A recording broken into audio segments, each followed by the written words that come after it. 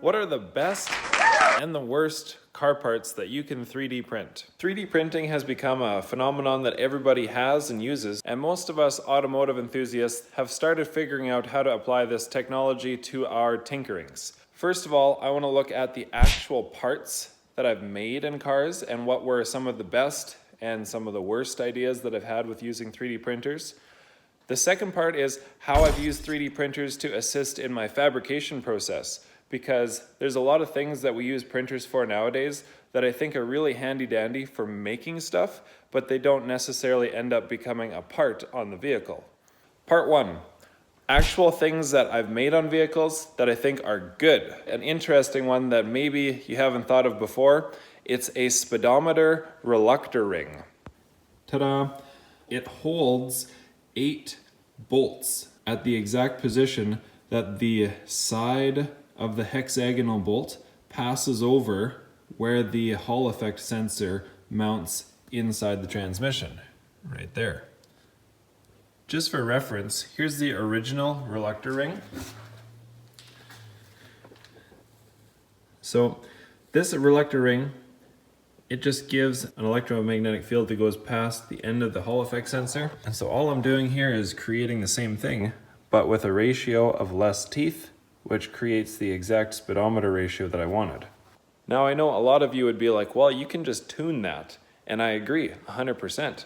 But I think that's the beauty of making stuff. There's more than one way to solve a problem. There's more than one way to arrive at a solution to the same problem. For me, I live out in the sticks. It was way quicker in my head and in reality to just make this reluctor ring. It just so happened that it worked out to the exact number of teeth. I didn't need like a 0.5 tooth, and so it made way more sense. Let's go on a tour and rapid fire some really good ways that 3D printers have been used on my vehicles. When the car wash eats one of your emblem letters off the front of your vehicle. Yes. These vent window hinges, the two-door Chevettes, they have a vent window that slides in and out. These hinges always break. This is probably 3 or 4 years old. I would definitely say that's the limits of what PETG can do. I beefed up the hinges and I actually slid the window rearward. Some of you guys saw this in my previous episode. I actually 3D printed a micro heater box. Big success there, no complaints about that one. Just for funsies, I 3D printed a little spoiler on the back. This is actually sections that are all put together just with a piece of all thread that's linked right through the rib. The light covers on my rally lights, instead of making KC daylighter covers, I got myself some supercharged tire lighter covers. They actually work really well. I'd say that's a win for 3D printing. If you ever need to make a light cover, especially if you want to have some fun with it, definitely. You maybe see me boasting about my student's Chevette, real clean unit. This dome light is a real common breaking point actually on these cars. They're really hard to fish out, and as you can imagine, we smashed it when we took it out. So on their engine, Ford, in their infinite wisdom, have a MAF sensor connected by a hose going to the intake, and they have their air cleaner bolted onto the other side of the MAF. So we had to figure out a way how to use the MAF sensor the correct way and also just get some sort of air filter on there that wasn't this big plastic air box. We 3D printed out of TPU a flexible air filter holder. Those would be some of the really big 3D printer wins. I think there are also some times that using 3D printed stuff is not the right answer. Trying to make a shift knob. There's no way, even with a lock nut on the bottom, for it to ever tighten. Originally on my Super Vet, I had the relay boxes in the front 3D printed. They were kind of flimsy and they always broke tabs off. Side door mirrors, doesn't work. The mirror vibrates. Signal light indicators. Probably could work, we'll put that at plausible, but the light is too bright and doesn't diffuse enough at night that it blinds you. Tool holders. I know this is kind of a little controversial. Everyone's into 3D printing like a tool board of some sort, and I think they're kind of cool, but I've tried it and all the pegs break off. I think it's just a little bit too light. Maybe I just need to use some heavier duty material, but my tool board is 4 feet wide, and I just liked using good old doweling, some wooden doweling on an angle. It holds up for lots of abuse. Maybe there's a few places you can use some little 3D printed trinkets to hold some tools on the wall, but I think that's a little bit out of scope for some heavy duty work in the shop. The second way that I think 3D printers are really useful for our automotive enthusiasm is in your fabrication process. You never actually see the 3D printed parts in your final product, but I would argue there's a few ways that 3D printed parts have made things possible for me that would otherwise be impossible. Obviously, a big one is making jigs and templates. It's really handy to print it out of some cheap plastic before you go all gung-ho and make it at the machine shop. I made a template for a counter gear support for a T5 transmission. Let me explain. On a T5, they have this thing, looks like this, and that is the cluster support or counter gear support. It holds the back of the counter gear inside the main case. If you can imagine, there's conical bearings that hold this counter gear in place. There's a conical bearing behind here, and then there's another conical bearing on the other side wedged in the case. Those conical bearings, they're cones, and so they always are pushing the races out. As you push down on the counter gear with lots of force, the conical bearings push out.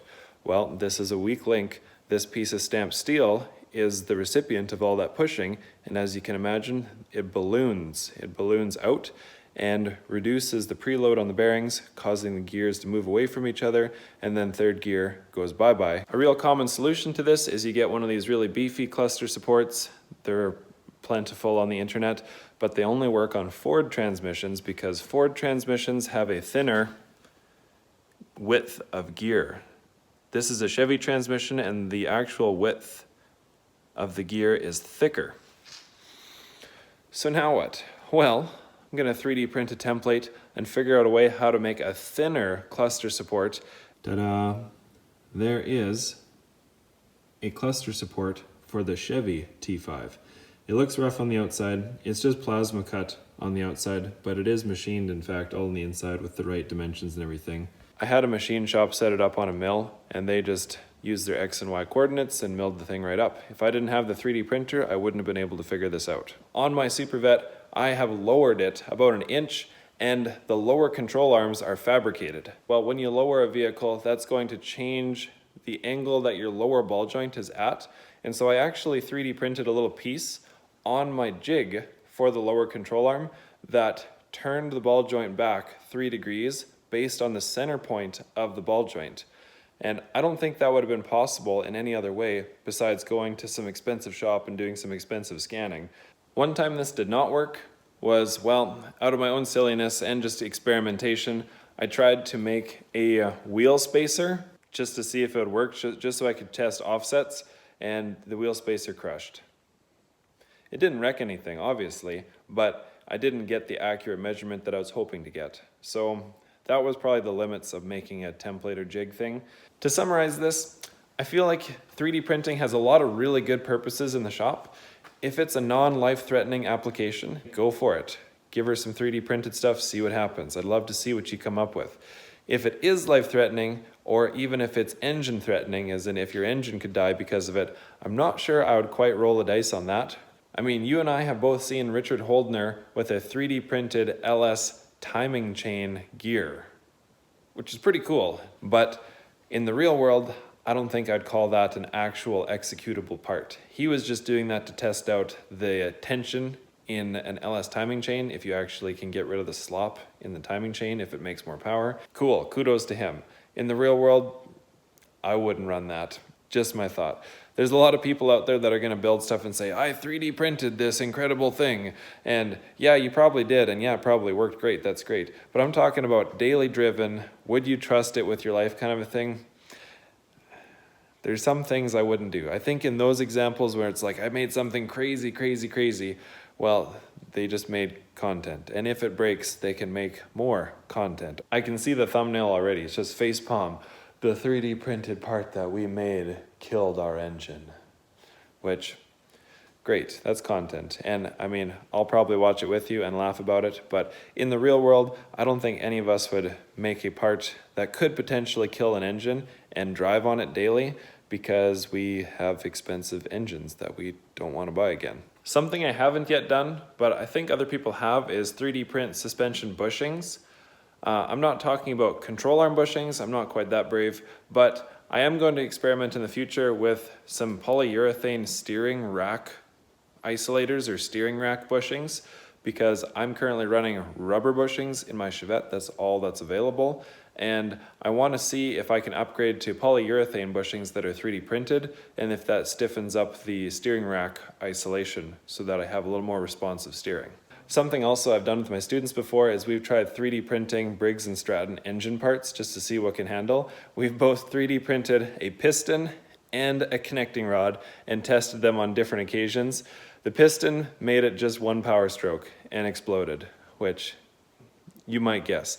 But, let me tell you, you can 3D print a connecting rod and it'll make at least 3 power strokes before it decimates the engine.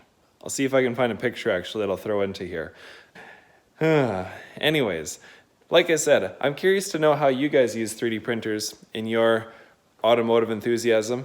Feel free to comment below. This is the last month of the school year already. I can't believe it. And we didn't quite meet the YouTube threshold for payout last month, but that's all right. I'm keeping up my end of the bargain. I gave my students a new to them differential, which I feel like is worth about $100. So they blew theirs up actually, and I had one that I just gave to them, which I think is fair. Overall, if you want to see more of their builds and their Chevettes, check out their YouTube channel. I'll put the link in the description. We had lots of fun this year. I hope you guys enjoyed seeing some of the stuff they got to do too. Lots of content coming down the road. I know, I keep promising that. Let me get my school year done. Remember, I'm a full-time teacher. Once June's done, there'll be some fun stuff coming. Don't you worry. But for now, and as always, go make something. Have some fun with your buddies, and go fast.